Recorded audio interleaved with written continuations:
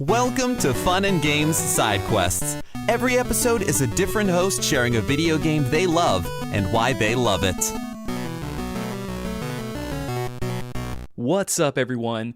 Welcome to another episode of Side Quests on the Fun and Games podcast. I'm very grateful to be here and be featured on the show and work with our wonderful host, Matt Stormageddon. My name is Nick Fakhoury, and I am one half of the Friday Night Gamecast. We're a video games podcast that focuses on the celebratory nature of gaming. We bring up different topics in the video game space every week to discuss on the show. Right now, we're winding down our winter project called the Fireside Talks, where we bring on different guests of the show every week to talk about their own journey through podcasting and their favorite games of all time. But enough about that. For our side quest today, I'm going to be discussing one of the coolest JRPGs in modern gaming, Yakuza 7 Like a Dragon. Yakuza Like a Dragon was really a breath of fresh air for me. I started playing this game as my first step into streaming on Twitch back in 2021, that time frame. And I'd of course heard about the Yakuza franchise from different friends before getting into it, so I was more than ready to begin this wacky journey with Ichiban and the rest of his team in this game, Yakuza 7. I could not be happier that I started here with this game. This is hands down one of the best JRPGs I've had the pleasure to play to date. It's whimsical, it's hilarious, and it has all the classic melodrama that you'd expect from a Yakuza game, but the balance here makes it hit just right for me. From what I understand, Yakuza 7 was seen as a massive risk and departure from what the fans knew and loved from the previous games of the franchise.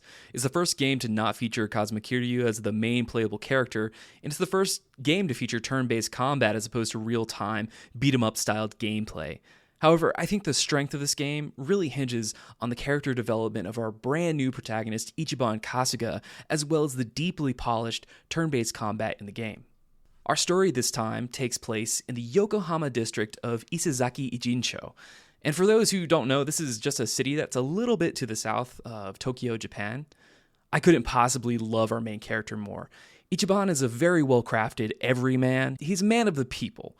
He's got this perfect combination of being a big, strong, tough guy who is 99.9% happy-go-lucky, that has a sense of humor about himself as well as the world around him, which shouldn't really be the case. Ichiban was abandoned by his mother in the locker of a train station before he was found and then taken in by the manager of a local brothel. This manager's name was Jiro Kasuga, and Ichiban was raised by the people of the city, Kamurocho. Ichiban is loyal almost to a fault at times. He always wears his heart on his sleeve, which is just like me. Maybe that's why I empathize with him so much. He has dreams of becoming a hero one day. The developers clearly have a deep love for Dragon Quest, and this is apparent and reflected in Ichiban's character. It's almost all he talks about from his early childhood. He has several points of dialogue where he talks to other characters about growing up in the back of the soapland, playing the Dragon Quest games, with dreams and hopes of one day becoming a hero, of course. But most importantly, the defining characteristic for him is the fact that he's kind to the people. He chooses to go out of his way to help those around him, and this infectious charisma pushes him to be the leader of a diverse cast of characters. I'm not going to go too deep into the story for this game because, frankly, if anybody knows anything about the Yakuza franchise, the story gets pretty convoluted. It gets really in the weeds. Plus, I would like to keep some mystery for our wonderful listeners. For all intents and purposes, this story really is just a typical hero's quest. Ichiban is asked by his father figure and leader of the Arakawa family to shoulder the blame for the death of a rival Yakuza clan member.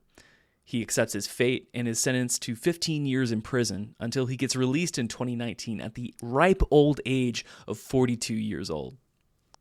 At this point, Ichiban is kind of a fish out of water. He was locked up during the 80s, and then he comes out into the modern era of 2019, and cell phones are completely new to him. He doesn't understand the world around him, and he doesn't have the support system that he had prior to being incarcerated.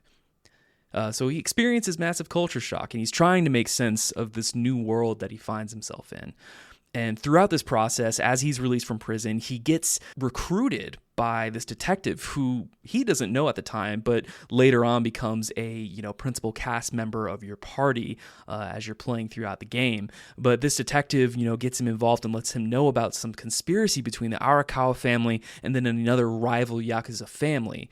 And throughout this introductory session, as Ichiban is pushed back into the world, he finds himself in the brand new headquarters of the former Arakawa clan leader, before being unceremoniously shot in the chest by the very man that he once loved. Ichiban later wakes up under a trash pile in this urban camp, this homeless camp, as he's being patched up by Ichiban's soon-to-be best friend and the brand new side character who's going to be the first member added to your party, Yu Namba. I love Namba. He's a really strong character that follows Ichiban throughout his journey, and I think this is great that he becomes the first cast member that you're faced with as you begin, the formal start of your hero's quest. And from here, it's essentially off to the races. Your journey is to find out what happened to the Arakawa patriarch and why he turned his back on both Ichiban and the rest of the family as you uncover the mystery of the Isezaki Ijincho district. As Ichiban, the player slowly starts to explore the city of Ijincho and learns about the mystery and the wonder of this brand new setting in the Yakuza series. The gameplay loop essentially consists of Ichiban running from location to location in the city to resolve conflict and gaining new cast members in the process. I think folks are familiar with this from any other JRPG, right? A phrase that I learned recently that I think is important to note was virtual tourism. I think that's really important in this game and seen and displayed very, very well in Yakuza Like a Dragon.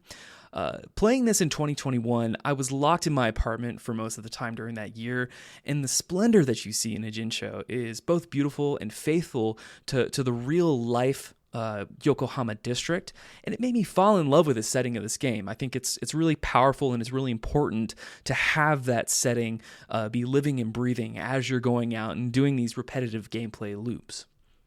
So as you're exploring the city, you're going to be finding roving bands of other Yakuza, gang members, gamer nerds, bikers, rogue scientists, unruly students, and yes, even trash men hiding inside of trash bags, just waiting for you to pass by so they can perform a butt slam on our hapless protagonist. It's absolutely ridiculous. Trust me, the enemies are so wacky and random most of the time that I'm not going to spoil some of the more colorful ones that you're going to experience in the open world. Play the game and see it for yourself. Much like the people are familiar with the Pokemon series, in this game, when you get in the proximity of a group of enemies, as you're traveling down streets, roads, alleyways, it's on sight. If they see you, they're going to want to throw hands with you, regardless of how many other NPC corpses Ichiban and his team have left in their wake. As I said before, the turn-based combat in this game is incredible. Yakuza 7 employs what we see as a job system, what they refer to as a job system. This serves a dual purpose of getting Ichiban back on his feet to earn some money throughout the narrative, as well as allows him and both the rest of the cast member to have a diverse pool of skills to choose from. You can really mix and match in this game if you want to. I prefer trying to go towards a canon route, choosing jobs that are suitable to the individuals that I assign them to. Some folks don't do that at all, which is perfectly fine. I think it's one of the beautiful parts of this game. But whichever job you choose for Ichiban and the rest of the team, what happens is that you can assign them a skill set and then they transform into the costume for that job in a magical girl style during the battle phases, which I think is really cute and charming. For the male characters, you have a bodyguard, host, a breaker, which is like a beat-em-up guy, a foreman, a musician, a chef, an enforcer, which is like a detective, fortune teller, and they even added a Devil Rocker DLC, which I had a ton of fun with. For your female cast members, you get less of a diverse options to choose from. You can assign them to either a hostess, an idol, a night queen. I'll give you one guess as to what that is. You can be a dealer, like a card dealer at a gambling studio, or a matriarch, which is another DLC job that they added in later. Ichiban has actually a custom job assignment as a hero. His uniform or his costume when he transforms into the hero is basically just this big suit of armor, which is fitting for him and what he wants to be as he's going through his journey. And he wields his main weapon kind of like a sword, but it's the baseball bat that you see him holding on the primary cover art for this game. This baseball bat is really cool. You can upgrade weapons throughout the game, and the baseball bat turns into this really cool golden spiked weapon that is it's awesome to throw on and wield, and it has a lot of impact when you're fighting enemies through the game. Ichiban never met a problem in his life and in this game that he couldn't punch the shit out of in order to resolve. We see that often, and I think that's repeated. I think that's probably also consistent with what Kiryu is like in the rest of the Yakuza series. I love this fact about him, and I think it just strikes true for me what Yakuza is all about. We're just going to go in there, we're going to beat him up, and we're going to just punch our way through our problems. There's also summons in this game, like you'd find in any Final Fantasy or Dragon Quest game of old. Many of the side quests and random encounters Ichiban experiences lead to him gaining a new friend and thereby a new summons that the player can use during combat. They're all absolutely hilarious and add a special layer of fun. There's a large boxer army man who has spiked metal fists named Gary Buster Holmes. There's a guy called Patriarch Gondahara who has a paraphilic infantilism fetish, which is aka adult baby syndrome.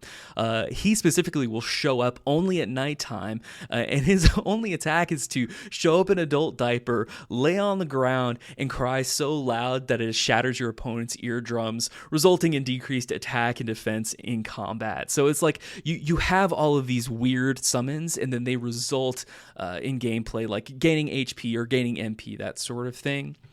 Finally, my personal favorite summons in this game is Nancy. I'm not going to tell you who she is, but her attack, her ultimate summon is called Crustacean Damnation, and it's absolutely perfect. I'm not going to give any away or any context because I need you to play this game, if anything, just for Nancy alone.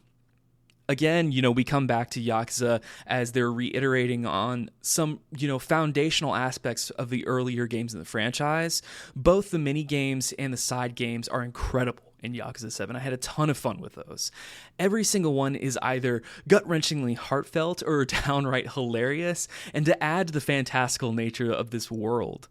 Just to name a few, there's Dragon Kart, the Dragon Kart side quest throughout the storyline, which is essentially just Yakuza's take on Mario Kart, and it's addictingly fun. I know some people that in our indie podcasting community who outright stan Dragon Kart, so this is definitely something that you cannot miss if you pick up and start playing this game. It's just one of the fan favorites of the franchise.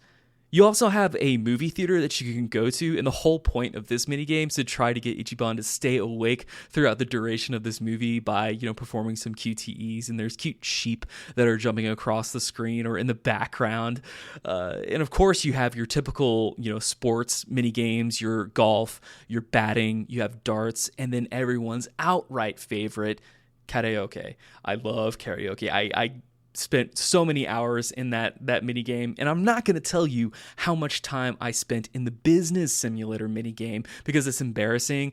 It's really, really cool, and again, something that I absolutely recommend somebody jump into just to play around and have a little bit of fun with. It's about Ichiban basically building up this senbei cracker empire, and a senbei cracker is just like a little rice cracker.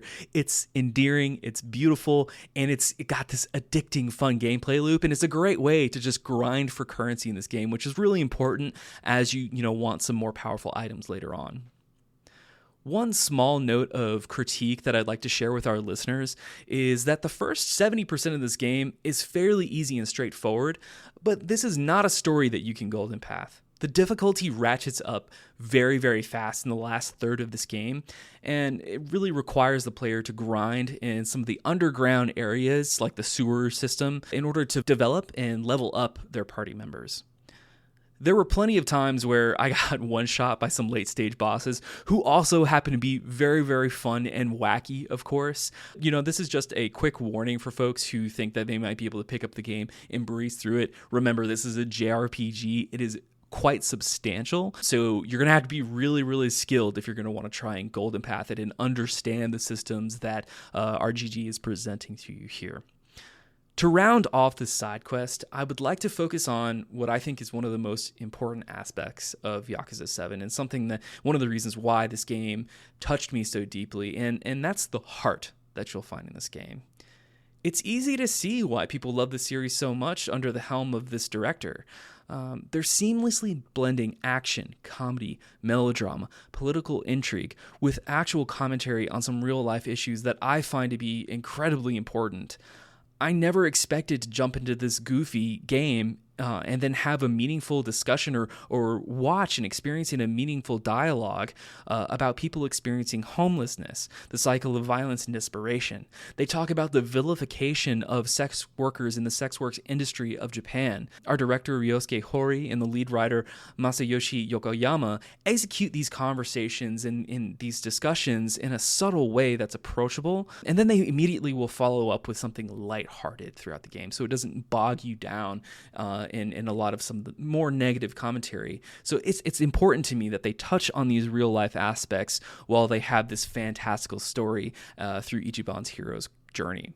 His story in and of itself is impactful, and you can feel his emotions as well as the emotions of the rest of the team as they go through their own struggles, just like you would have in your cast members from something like the Mass Effect franchise. They each individually have their own trials that Ichiban is inevitably recruited to help resolve with them, and I think that's just, it's important. There's a lot of solidarity with this cast, and I just think that it's such a magical way to truly tie both the narrative and the gameplay together, and it stuck with me.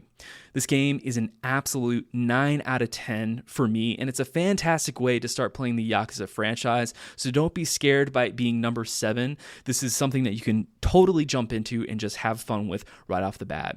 I couldn't be more excited to jump into Yakuza 0, Ishin Like a Dragon, the brand new game that they just came out with, and then jump into Kiwami, which is Yakuza 1, and continue on with the original story with Kiryu, since I understand he is basically the ultimate Chad in gaming. I want to thank our wonderful listeners for their time. Feel free to reach out to me and let me know what you thought about Yakuza Like a Dragon, or tell me if my discussion here pushed you over the edge to jump into the game. You can find me on Twitter at Nikolai at Night, as well as the Friday Night Gamecast Twitter page, which I mainly use. I hope you all are having a wonderful week, and we are going to catch you next time. But until then, happy gaming. Hey there, Screen Beans. Have you heard about Screen Snark? Rachel, this is an ad break. They aren't screen beans until they listen to the show. Fine. Potential Screen Beans. You like movies and TV shows, right? I mean, who doesn't? Screen Snark is a casual conversation about the movies and television shows that are shaping us as we live our everyday lives. That's right, Matt. We have a chat with at least one incredible guest every episode, hailing from all walks. We've interviewed chefs, writers, costumers, musicians, yoga teachers, comedians, burlesque dancers, folks in the film and TV industry, and more. We'd be delighted for you to join us every other Monday on the Certain POV Podcast Network. Or wherever you get your podcasts, fresh and tasty off the presses. What? That's not... Can I call them Screen Beans now? Fine. Screen Beans! So tune in and we'll see you at the movies or on a couch somewhere. 'Cause you're all Screen Beans now. She will be mine. Aurora. CPOV. CertainPOV.com.